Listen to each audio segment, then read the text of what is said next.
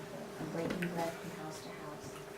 They ate their food with gladness and simplicity of heart, praising God and having favor with all the people.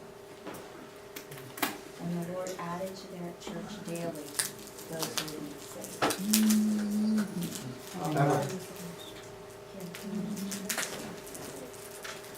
So the Lord added to the church. It is the Lord who saves. You know, many churches will ask, how can we get people? How can we bring more people in? How can we grow our numbers? But the reality is it's the Lord's work. It is the Lord who added to the church those who would be saved. So if someone is saved and you ask, how did they see it? It was the Lord's work. It was the Lord who added them to the church. And now we'll focus today on the sermon title, The Harvest is Ready. Yes, James. That's mine. Yeah, Packard. This one is his. No, Mama, that's my habit. Yep, you're not allowed to trade back. Mama, don't trade. This one is yours, but you don't have to cut off that.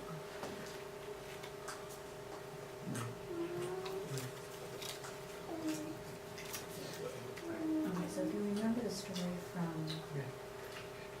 last week about the Samaritan woman, you know, Jesus went ahead and traveled through Samaria, through that area. And if you remember, the Jews didn't like the Samaritans, so they would travel around their territory rather than traveling through. They would take the long way around. So Jesus went ahead and traveled straight through. He met the woman at the well. And as you remember, Jesus offered her the living water, and told her she would never thirst again. And initially, she was thinking of water, physical water, thinking she would never have to go to the well again. He said, give me this water so I don't have to return to the well. And Jesus said to her, call your husband. Now you remember her reaction. And she said, I have no husband. And Jesus' response was, you answered well. In reality, she had had 5 husbands, and the man she was now living with was not her husband. So he said, what you said is true. And seeing that he knew her history, she said, recognized that he was truly a prophet from God. And remember she said, well, we worship on the mountain and the Jews worship in the temple. Basically, what's the difference? And Jesus said, soon it won't matter. We will not worship on a mountain or in a temple. And when the disciples came and they saw him talking with that woman, they were confused. So this is the continuation of that story. Here. Why don't you ask Daddy to look at baby while you just stickers? No. So the woman then left her water pot. Now you remember she had been collecting water from the well.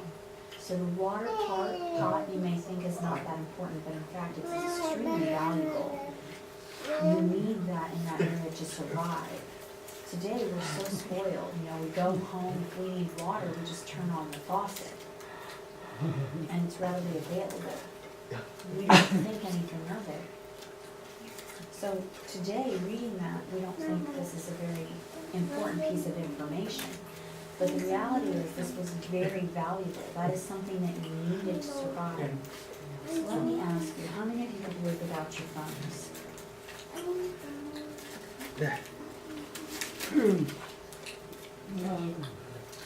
You know, a few weeks ago, a company announced that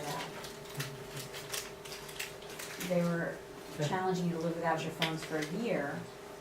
And if you did that for a year, they were going to give you some sort of prize. But you think, can I live without this for an entire year? That would be difficult. The ability to communicate with each other, knowing where you're going when you're driving. We all use our phones for GPS.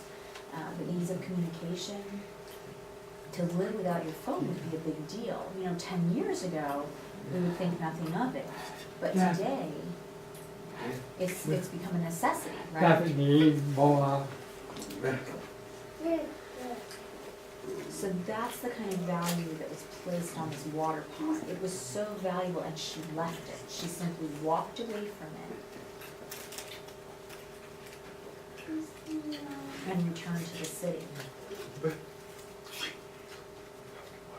Now remember, she had left the city in order to get water. She had walked all that way to the well in order to get water. She met Jesus there and was so impressed by his words that rather than finishing her task and said, okay, well, let me at least get what I came for, she just left the water pot and returned to the city without it, and didn't even take the water with her, which meant there was a feeling of need. There was a desire and a necessity to share this news and this joy that had overtaken her. So she got to the city and she told the men there, pay attention, come, see. A man who told me all things that I ever did. Could this be the Christ?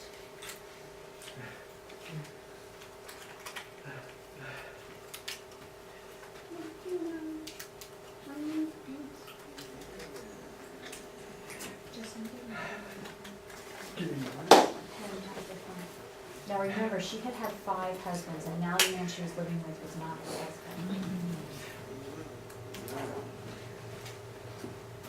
And so she went and she said, this man knew everything I had ever done.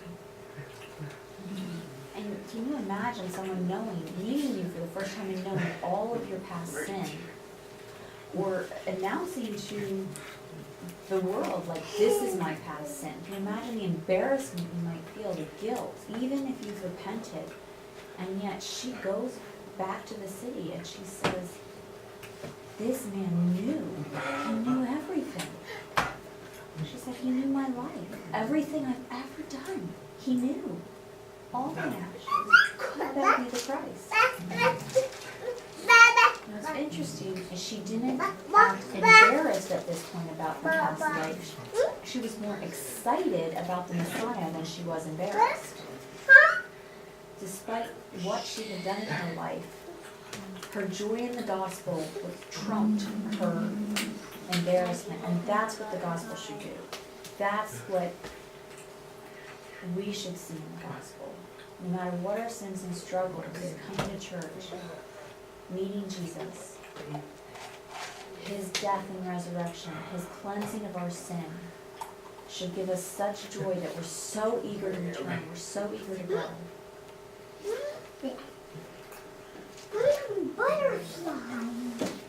Many people feel, oh, because of my sin, I don't want to be in church, because of who I am.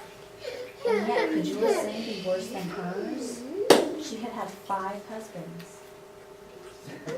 And now she was with a man who was not her husband. Could you potentially have worse sin than what she had had? And yet, she told everyone anyway the good news. So this title here, the compelled to tell, is that feeling of need, that you simply must share that news. The good news of Christ is so compelling, we ought not to be able to keep it in.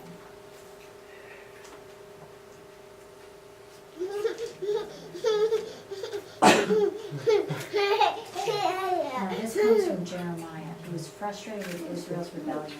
They refused to listen to the preaching, and he was very overwhelmed. They refused to repent. They refused to obey God despite his faithfulness in preaching. And he got to the point where he was so depressed by sharing God's word that he was done.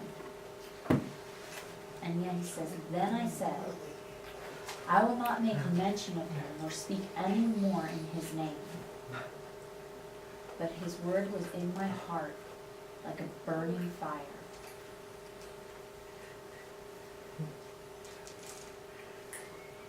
Shut up in my bones. I was weary of holding it back, and I could not.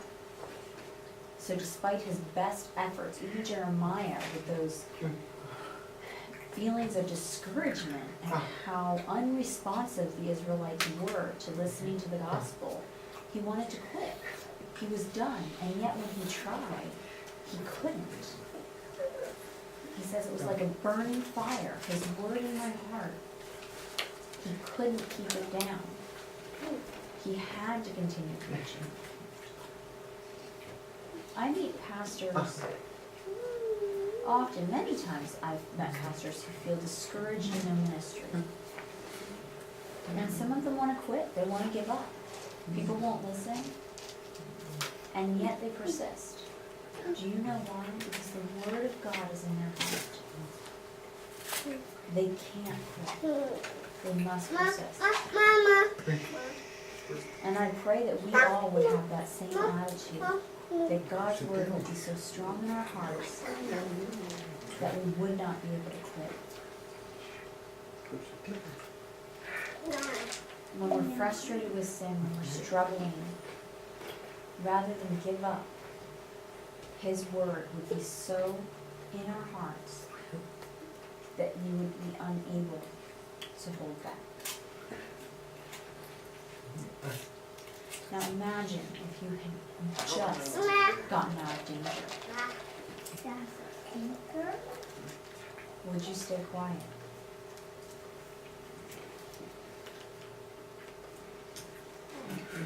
Imagine something horrible has happened and you've just escaped. Would you walk away calmly and say nothing? Or is your reaction one of, oh my goodness, did you see what just happened? I just got out, thank God. It's something so burning inside you simply have to tell, something of that nature. You can't keep quiet about it. That's the reaction we should have to the gospel in our hearts.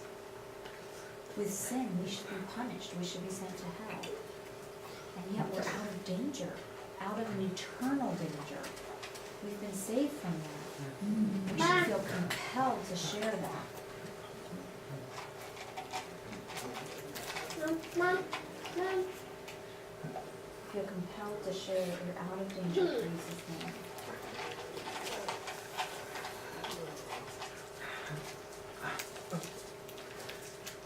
This woman's life had been awful, and yet her testimony says something. She felt so compelled to share.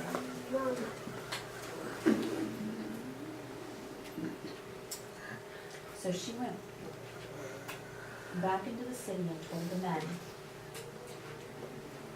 And their response was to then leave the city and come to him. From one woman's testimony, remember the disciples approached and this one woman left with this testimony. And from that one person, a crowd came to him. From one woman. How many people need the gospel? Just one. Just one person. One person will share it. You have no idea how many lives that will impact. Not just one. Yes.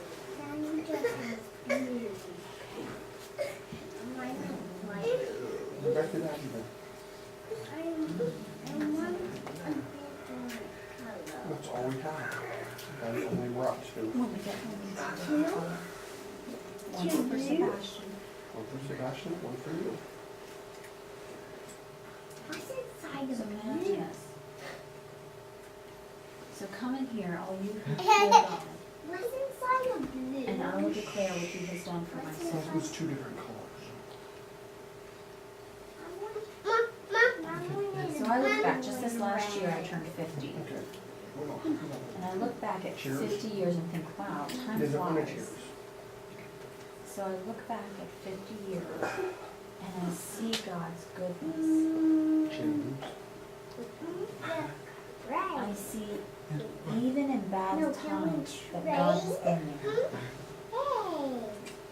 I don't think I understands. I see that God has used each of those experiences. He doesn't want to trade us. He's forgiven my sins. He's used that fear. He's guided me. He's used my doubt, he's guided me through that. Through crisis of faith, even that God has used. So throughout the years, I see him and his goodness to me. It's incredible. What he's done, I have to share his goodness. You know, sometimes I meet people and something bad has happened. And you know, in that awful experience, God is still good, right? And I said, I know you suffered, and yet God is good. And one of my children, actually, yesterday, something really awful happened. And he came to me, explained what had happened. And then he said, I feel like God is just punishing me over and over and over, all of these things that have happened repeatedly. I feel like God is punishing me. And I showed him a verse in Philippians. It says, it is granted on our behalf, not only believe, but also to suffer for his sake. And I said, God has gifted us both belief and suffering, which means you cannot have the belief without the suffering, and that's for his sake. Why would God gift us suffering? His purpose, his counsel, his plan, his wisdom, his perfect providence is for our good. A good example is Job. You're familiar with the story. Job followed the Lord faithfully. He hadn't sinned. He had 10 children, all taken from him in death. And people said, well, Job got more children later. And yes, he did birth more children later, but can you imagine all 10 of your children dying? The heartbreak that comes with that. And yes, of course he had more children, but I have 6. If I lost even one, I'd be devastated. And if someone said, oh, it's all right, you have 5 other kids, that's not going to make me feel better. It's only going to make it worse. And yet Job's story was not, well, I lost 10 kids, and yet God is so good. People think, what? That doesn't make any sense. God is so good. Yes, I'll get that in a minute. It's not gonna work.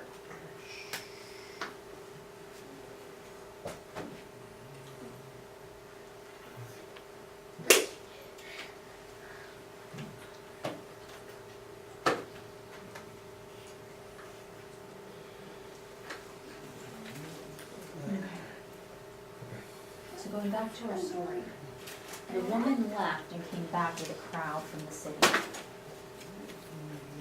They came to see Jesus. And his disciples, in the meantime, said to Jesus, they urged him, Rabbi, eat. But he said to them, I have food to eat of which you do not know. The disciples were confused. They said to one another, has anyone brought him anything to eat? They were confused by his words. I mean, that's puzzling to you, right? It's a little strange.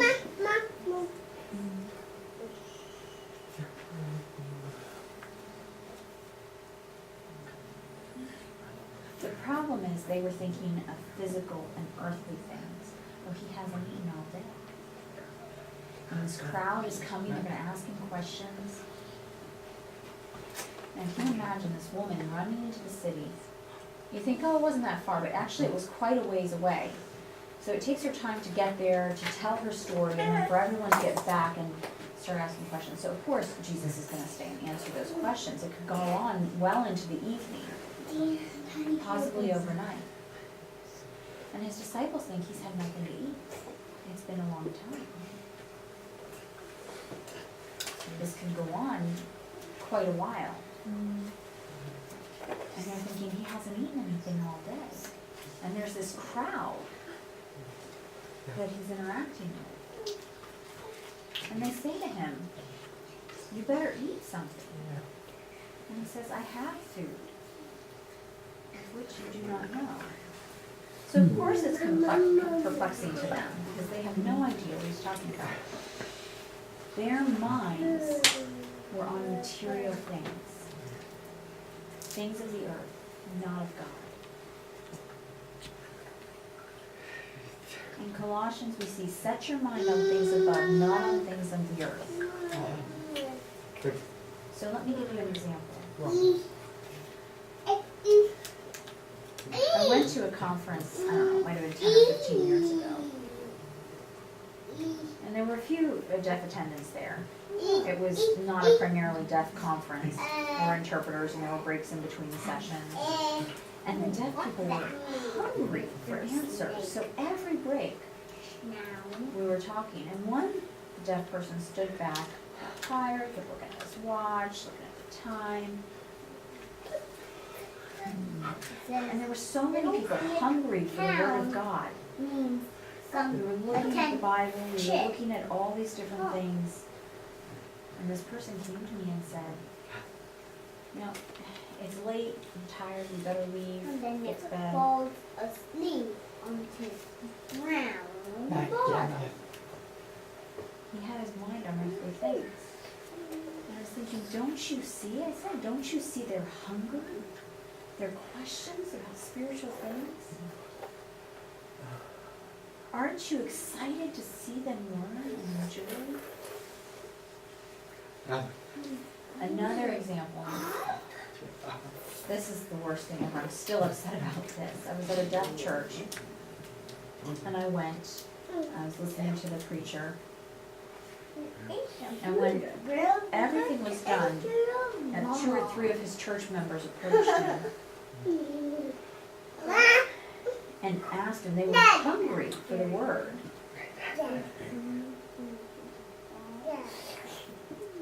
And as we started the conversation, I saw the pastor had gone outside. He'd left the church.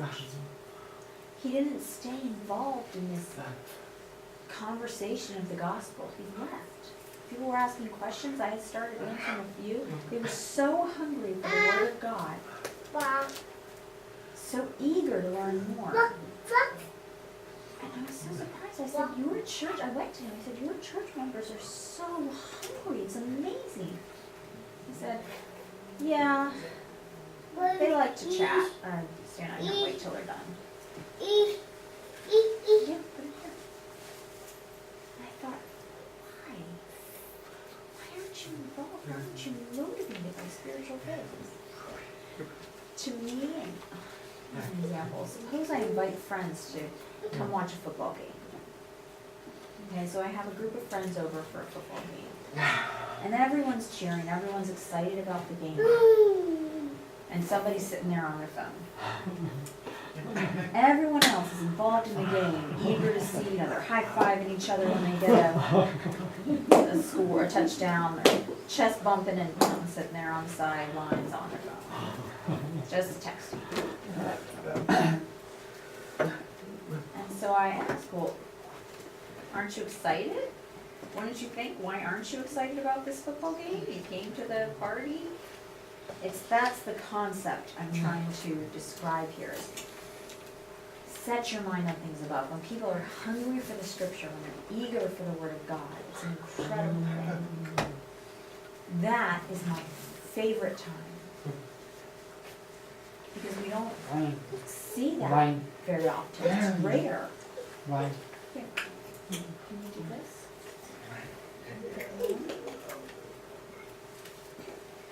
You want me to hold it?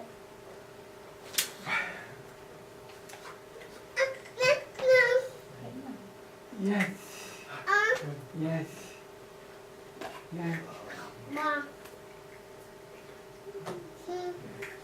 This some people don't seem to care. Right. They're just as happy to sit on the sidelines. On their phone, doing their own thing. They miss the whole point.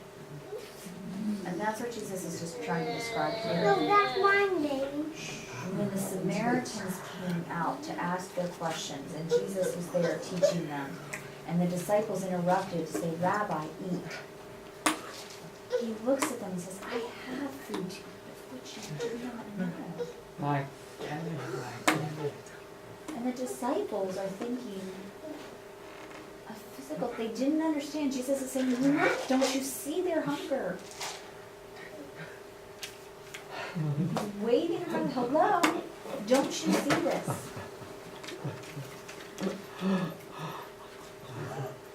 So what was Jesus' food? And he does explain a little bit later. Jesus said to them, my food is to do the will of him who sent me and to finish his work. My food is to do the will of him who sent me and to finish his work. Let me show you another verse here in John 6. For I have come down from heaven, not to do my own will, but the will of him who sent me. This is the will of the Father who sent me, that of all he has given me, I should lose nothing, but should raise it up at the last day. He's speaking here of his sheep.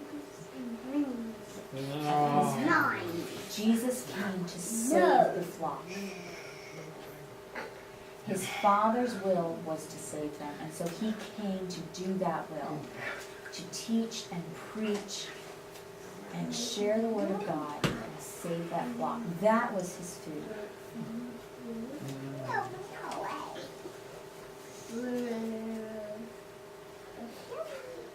Okay. So the Father's will, we see in 1 Thessalonians, for God did not appoint us to wrath, but to obtain salvation through our Lord Jesus Christ. Amen. Amen. Amen. The Father's will is to save us. His will. In 2 Thessalonians we see that we are bound to give thanks to God always for you, brethren, beloved by the Lord, because God from the beginning chose you for salvation through sanctification by the Spirit and belief in the truth.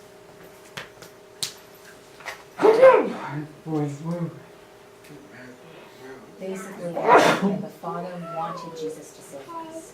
You might remember last week, this past week, that my job, one of my coworkers, a new employee, was maybe 5 months ago, so still relatively new.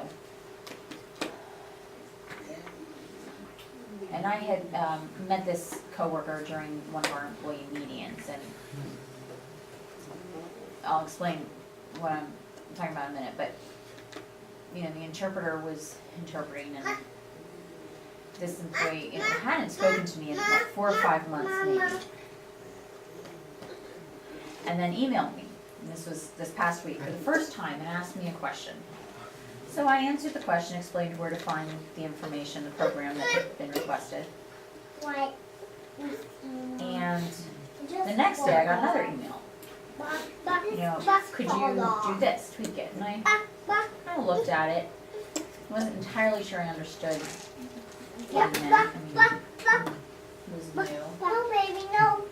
And our tendency as far as how we work, so we tend to develop our own software, so I kind of looked at it and thought, Will you well, like me a bite of it? I decided to forward it to my boss. Yabbo. And I said, well, what do you think? And I didn't really think much of it, just a, what do you think about this? A few minutes later, I got an email back saying, oh, my boss was angry.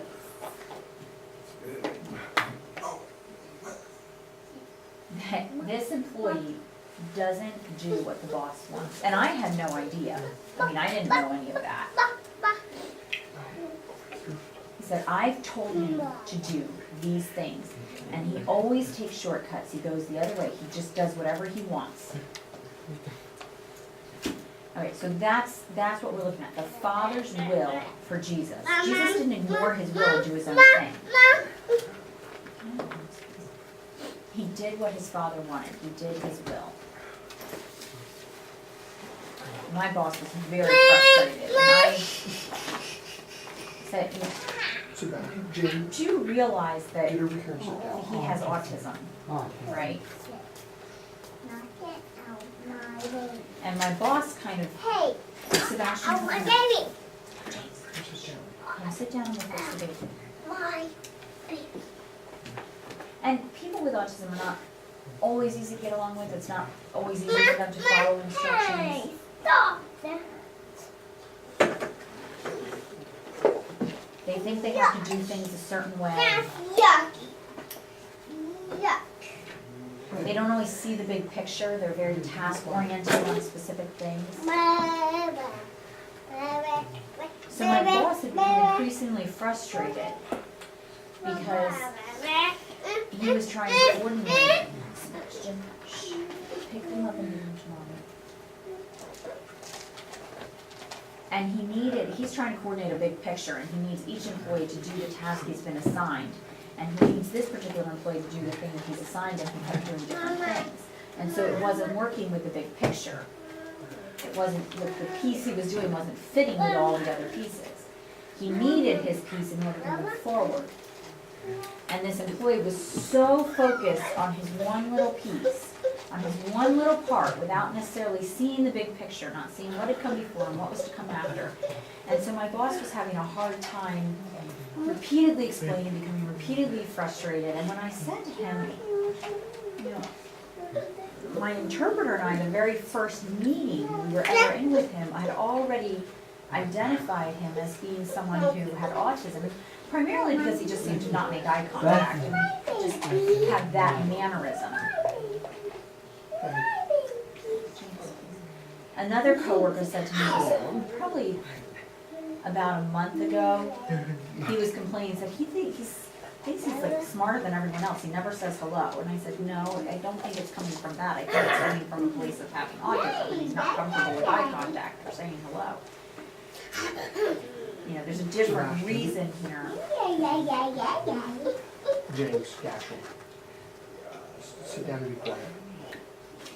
And here other people were misinterpreting it as being somewhat snobbish because he didn't make eye contact versus being from a place of discomfort.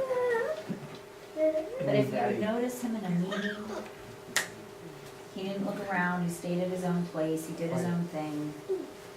He just seemed to be much more comfortable in his own space. My boss, like I said, had become increasingly frustrated because he wasn't following his will. God the Father never became frustrated with Jesus. He had sent him to save us. Amen.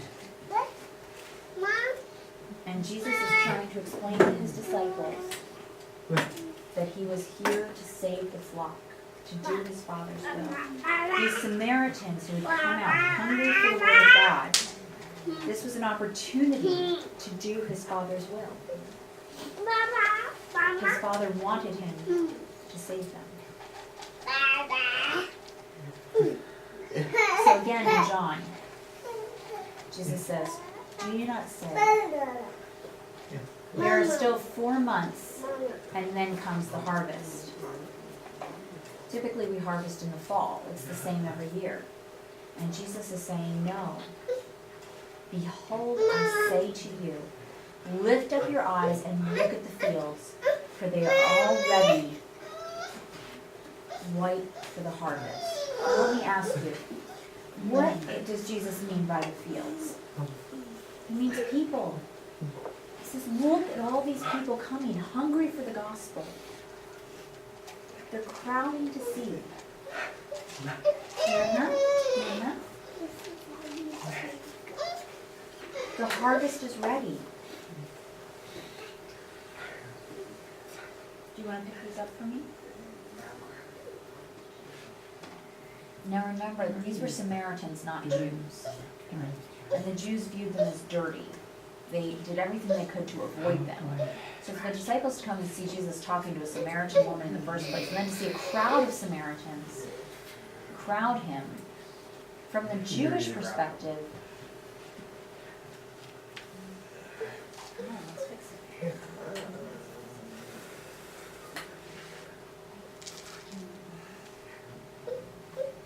Do you need a kitchen? The harvest was ready. That's part of the problem. That's really why you don't miss it.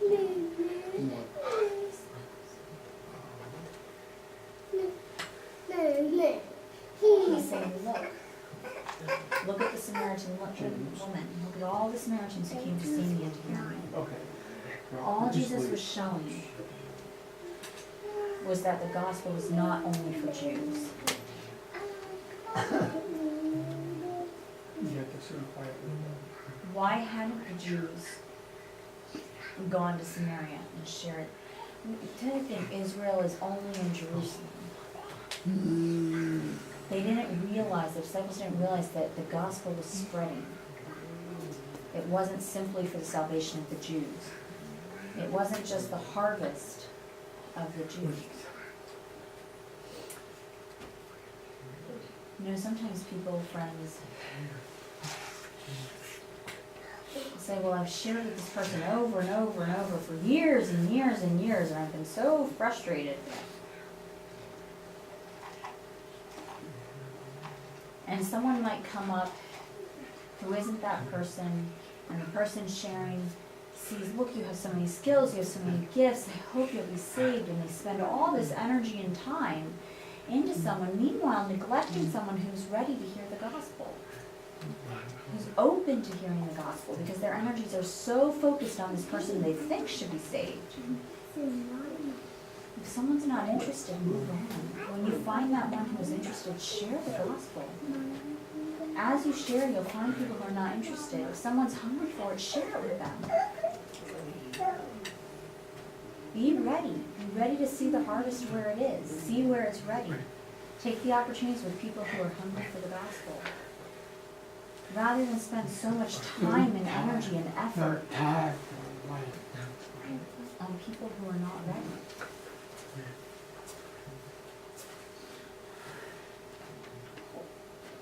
Rather than waste your energies, move on. Don't stay and become frustrated, struggling trying to convince someone of salvation. If someone's not hungry,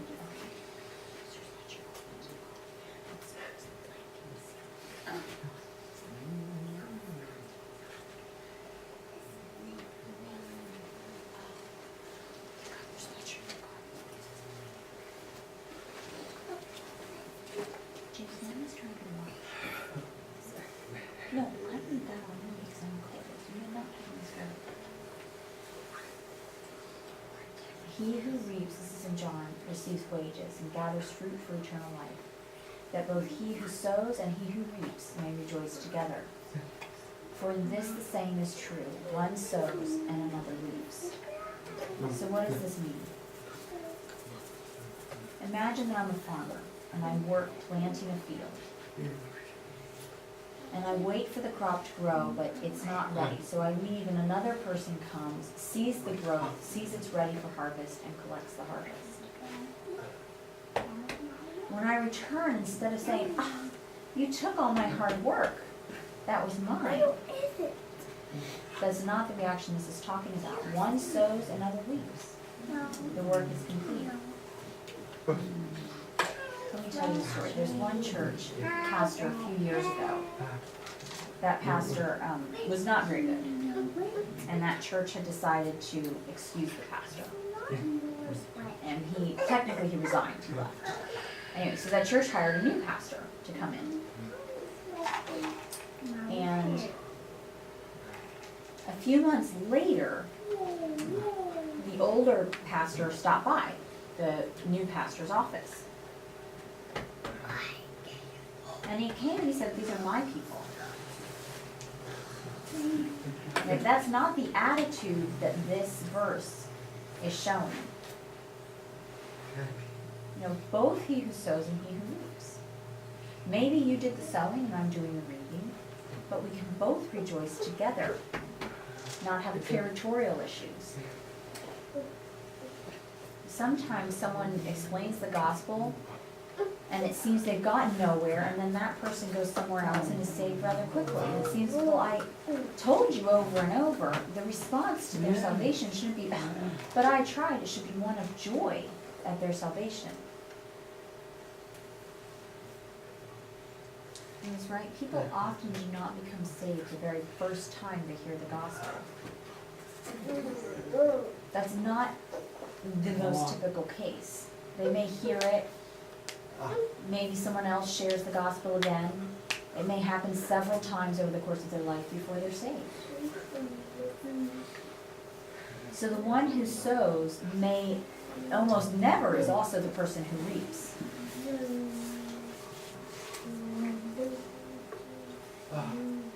It may be years later that someone is actually saved, even though they've heard the gospel multiple times from multiple sources. The response should be to rejoice together. I remember a relative of mine, I explained the gospel over and over, and it just didn't seem to be getting through. And then my relative moved to another state, and I was disappointed. I thought, he's not going to be saved. And later I found out he was saved, and I thought, well, how? He said, oh, well, I moved to the state, I met a Christian, and I kept meeting Christians and over, and before you knew it, I was saved. My roommate didn't. You know, I had explained the gospel, I had sown over and over, but I didn't get to do the harvesting. I had been very frustrated in my repeated sharing of the gospel. He moves to another state, and bam, he's saved. And my response is joy that he's saved. Yes, I had sown and someone else had reaped. The response is celebration. And that's what Jesus is explaining here. That one may sow and another may reap when the harvest is ready. And we should rejoice together. Oh, man. Just very quickly here. So the church of Corinth had been fighting, okay? They had been going back and forth. Oh, well, I follow Paul, I follow Apollos. And Paul writes in the letter, says, who then is Paul and who is Apollos? But ministers through whom you believed, as the Lord gave to each one. I planted, Apollos watered. It's the concept of, sowing versus reaping. So Paul had started the church, Apollos came along and had seen growth. And Paul says, but God gave the increase. So that neither he who plants is anything, nor he who waters, but God. Keep it on the floor. Who gives the increase. He who plants and he who waters are one. Each one will receive his own reward according to his own labor. For we are God's fellow workers. You are God's field. And again, the field here is talking about people. You are God's building. And God is the one who adds to you. You know, many times I've seen the gospel is sown and you don't see salvation. And yet, the person who's had that seed planted later is saved in another way. God has used each of us in that person's life to bring them to belief. So we are God's workers. It's not about me. It's not, oh, I did 90% and this other person did 10%. It's important that the soul is saved. And that is the peace.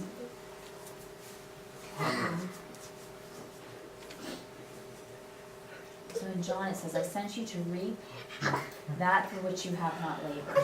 Others have labored, and you have entered into their labors. You see that? How would you feel? Imagine if you had worked hard building something. You walk away, someone comes in and says, oh, thanks, and takes over. And reaps the benefit of all your hard labor. But the reality is we're laboring for the Lord, and it is the Lord's will who will go where when. I remember one deaf, very godly man, and he said, we're like bowling pins. I said, what are you talking about? He said, you know, you get your 10 pins, they're all lined up in their triangle. The balls roll, they all fall over, Did you give them the machine comes Baby, please. Please. and sets them up again. Do you think the same pin gets set in the front every time? Give to me. Give one to Janice. Now let No, one, put her mine. I just too. Just remember that.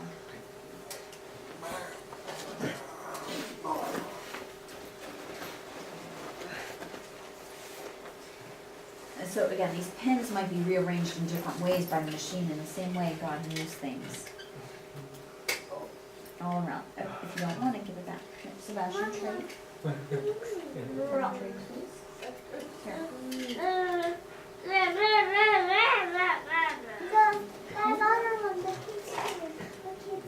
Sebastian, go get that. Knock it on the floor. James, let's give it a minute.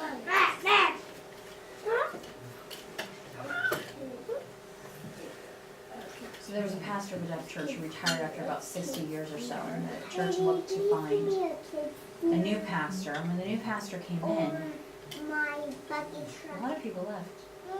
Which one will you? Oh, the word started to spread. And I said, well, what did you do? And he said, I don't know, it just, it spread. Now, the interesting thing is he had been a part of that church and moved away and become a pastor and then come back as the pastor to that church, and the church just grew.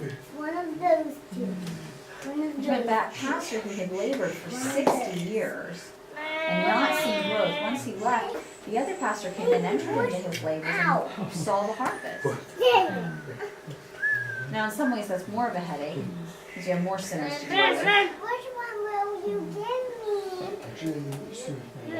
But at the same time, you Sebastian, give your brother one. can see the irony Sebastian. of Sebastian, Dali Abdul Mama. Give one to your brother. Go give him one. Go give him one. Go give him one.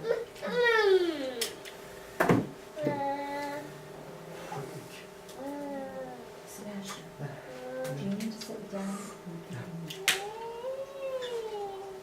Justin, who got that? You didn't see who got the bag? What's your bag? Did he get them out of the bag, or did you take them out of the daddy's bag? Oh, well, who do you want? Because I told him Sebastian, if he took them out of the baby bag, you won't get to take them from him. I thought you would take them out of the baby bag first. I'm sorry, Sebastian, you got them. What? No. No.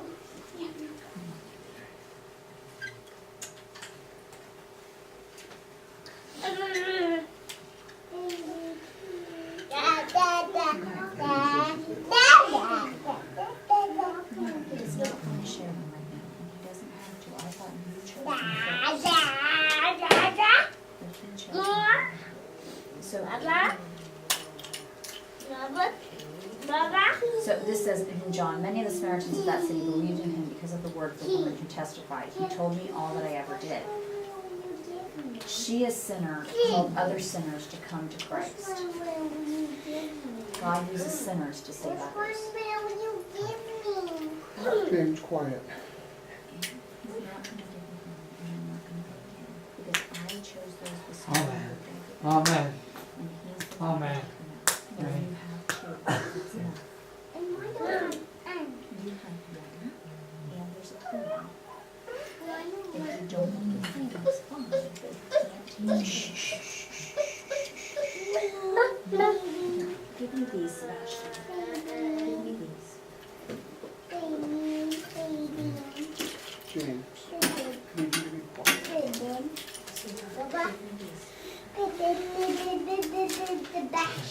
James, I said quiet. Do I need to take you outside? Stop it. No, I won't stop it. I did not hurt you. I touched you. Mama. Mama. Yeah. So God uses sinners, people like you and me, He's not giving you any, no, It's stop. not a You matter have one. of living a perfect holy life in order to be able to share the gospel. We're sinners. Mom. And as sinners, we should share the gospel. Please Mama. give me that. Dame that. El papel. El papel de piso. Mira, no, detrás. Mamá, Sebastian.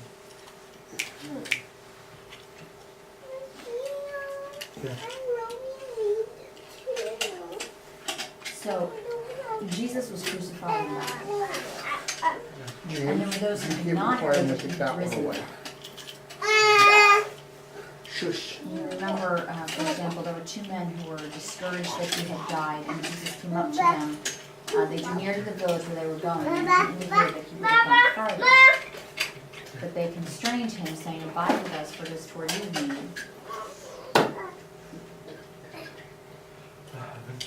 Yeah, they constrained him, saying, "Abide with us, for it is toward evening, and the day is far spent." James, he's not And he going went to. in to You stay have with them. one. They wanted more of what he had to say. Stop asking him. Stop it. You're about to get a spanking for being rude to him. You're being disrespectful. What do you mean, All right. Your dad is trying to let you know how to behave the right way in church. We are trying to behave the right way. And Lonnie is talking to tell you what Pastor Fenton is saying.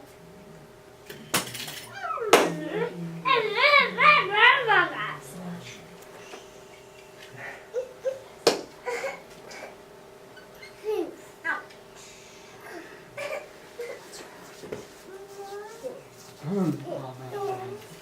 Like this shirt.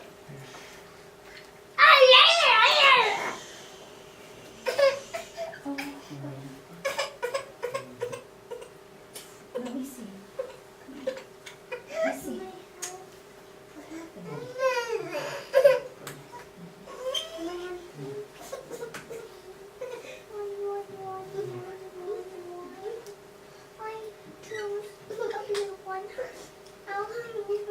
happened? That was yesterday. Today Lonnie chose them.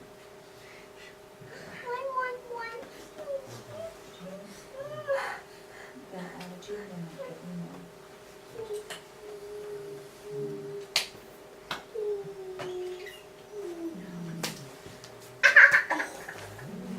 Amen. We're praying. Father, Lord, Let we me want to just thank make it better. you for Christ and his mercy, Oh, Junior, baby. Mommy's running so for fast. sharing I'll the hold gospel you. with those who are not saved. The stories of Listen, the listen. harvest. Is he moving his hands? We pray that you would help us to seek out those who are Is mommy talking ready for for the him? harvest.